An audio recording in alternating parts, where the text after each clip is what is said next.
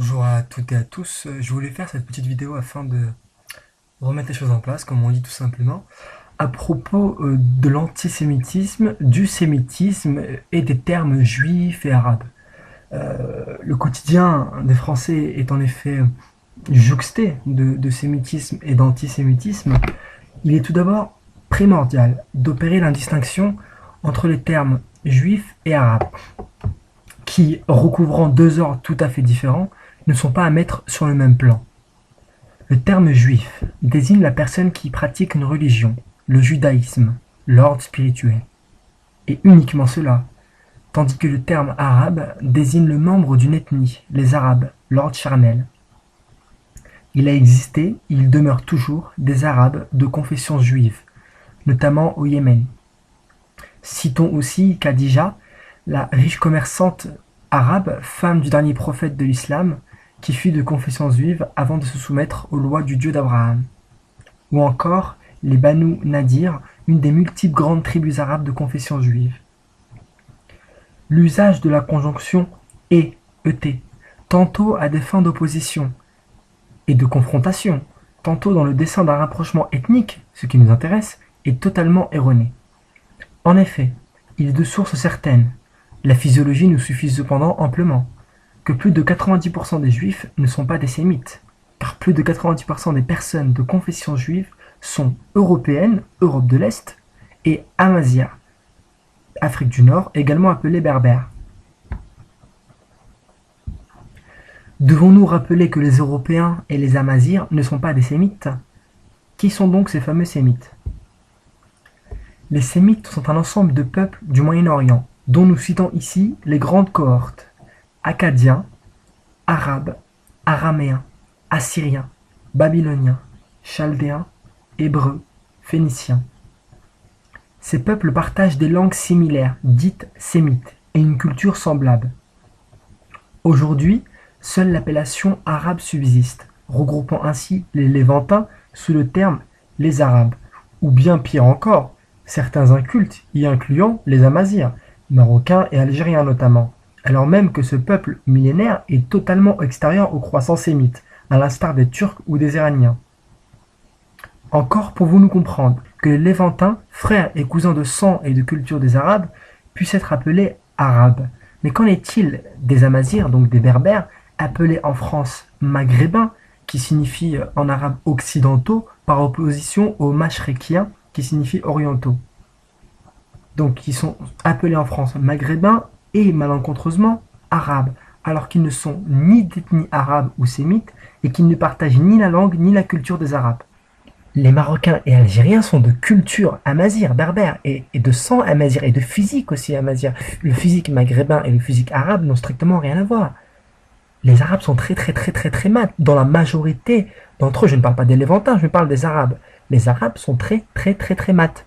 Contrairement aux Amazirs, donc aux Marocains et Algériens, qui sont clairs, qui appartiennent selon Engels, qui appartiennent sans besoin d'Engels, à la race blanche.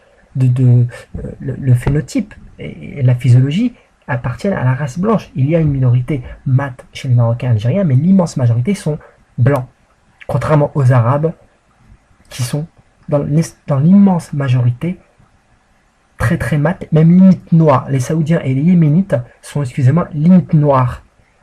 Les Arabes correspondent aux pays suivants: l'Arabie, le Yémen, désigné comme la terre-mère des Arabes, le sultanat d'Oman, ainsi que les sulfureuses pétromonarchies jouxtant le golfe Persique, dont les plus connus sont Dubaï et le Qatar. Les Arabes sont dits sémites sud, ou alors sémites centre. Cette dernière acception se rencontre dans le cas de l'appréhension des Éthiopiens dans le croissant sémite, les Arabes se retrouvant alors entre le bloc sémite nord, lévantin, et le bloc sémite sud, éthiopien. Les autres peuples sémites, dits quant à eux sémites nord, ont disparu. Beaucoup de Moyen-Orientaux se revendiquent, à juste titre, de ces peuples. Leurs descendants actuels sont les Lévantins, c'est-à-dire les Jordaniens, donc les Araméo-Hébreux, les Palestiniens, les Hébrao-Araméens, les Irakiens, Akkadiens, Chaldéens et Babyloniens, les Syriens, Syriaques ou Assyriens, et enfin Libanais, Phéniciens. Ces peuples ont adopté la langue arabe, très proche de leur langue originelle, et une partie de la culture sud-sémitique, arabe donc, tout en sauvegardant beaucoup de leurs particularités culturelles ancestrales. Ainsi, beaucoup de Palestiniens ont pour habitude d'allumer des bougies le samedi, jour du Shabbat hébraïque. Non, juifs et arabes ne sont pas sémites, seuls sont sémites les arabes et les lévantins, peu en importe de leur religion ou de leur athéisme. L'arabe ou le lévantin, qu'il soit musulman, chrétien, juif, athée ou même adorateur de Shiva, est sémite, car son sang est sémite. Ainsi, les seuls juifs sémites sont ceux d'ethnie arabe et lévantine. Cela représente 2 à 5% maximum des 12 ou 13 millions de juifs actuels. Quel est le constat d'un antisémitisme? Aux origines, ce terme a été utilisé en 1860 par un intellectuel allemand de confession juive, Moritz Steinschneider, et repris par le journaliste Wilhelm Mark à la fin du XIXe siècle, pour dénoncer la montée de l'hostilité anti-juive dans ce qui allait devenir un demi-siècle plus tard le Troisième Reich. Nous nous devons cependant de rappeler à Steinschneider et Mark que les sémites n'ont pas attendu leurs travaux pour exister. Nous demeurons attachés à la lettre des mots. L'antisémitisme est la haine des sémites, rien d'autre. L'amalgame mensonger a donc été fomenté dès le départ entre juifs et sémites, juifs et israélites, et enfin juifs et hébreux. Le premier symposium sioniste, tenu en 1897 à Bâle, a joué sur ces termes, usant de la propagande mensongère que les juifs, parce qu'ils sont les descendants des hébreux, et qu'ils sont donc sémites, devaient retourner fouler la terre de leurs ancêtres, leur terre ancestrale Eretz Israël, la terre promise. Arrêtons-nous quelques instants sur ces termes. Nous avons déjà vu plus haut la définition des sémites. Qui sont cependant les juifs? Le nom juif est la version latine pour dénommer Yehuda, qui signifie juif en hébreu, Yehudi en arabe, et sa famille.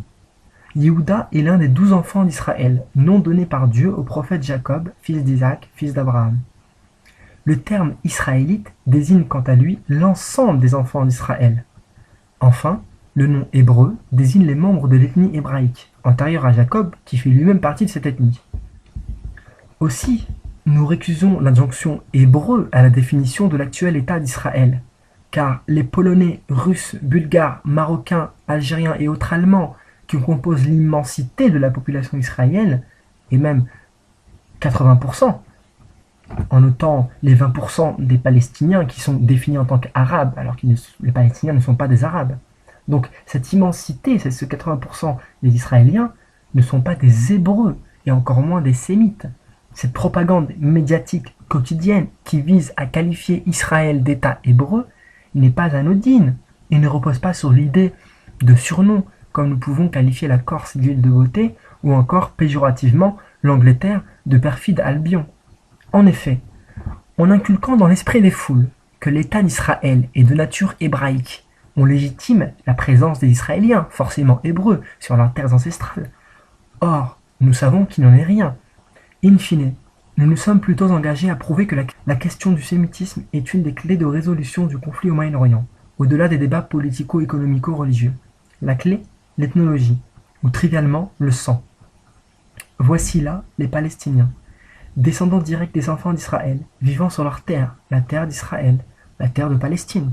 Aussi, nous le clamons haut et fort. Nous serions certes les derniers à nous opposer à ce que les Palestiniens appellent leur pays Israël, car certes les Palestiniens sont les seuls et uniques Israéliens.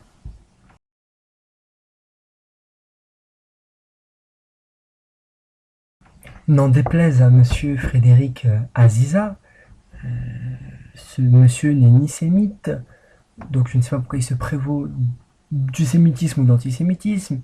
Il est certainement juif, mais en tout cas il n'est pas sémite, et il n'a strictement rien à voir avec le Moyen-Orient, ou la Palestine, ou Israël, ou tous ces gens-là n'ont strictement rien à voir. Il s'agit d'une grande usurpation.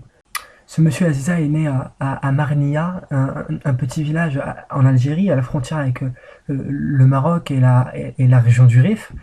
Euh, c'est un berbère, très certainement, comme Éric Zemmour, ma foi, mais qui lui le scande haut et fort. Il le dit, je suis un berbère de confession juive, je suis un amazir de confession juive. Donc, monsieur Aziza, vous n'êtes ni sémite, vous n'avez strictement rien à voir avec le Moyen-Orient.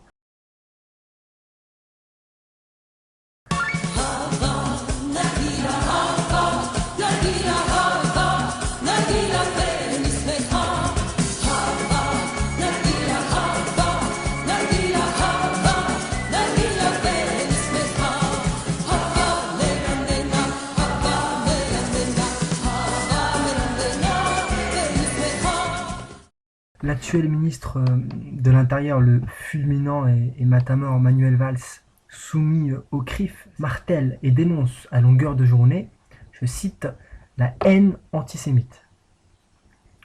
Ceci est parfaitement compréhensible pour cet homme qui est censé représenter nos intérêts, ceux de la nation française, a déclaré le 17 juin 2011 sur la radio strasbourgeoise Judaïka. Par ma femme, je suis lié de manière éternelle à la communauté juive et à Israël. Quand même, je suis lié de manière éternelle à la communauté juive et à Israël. Quand même.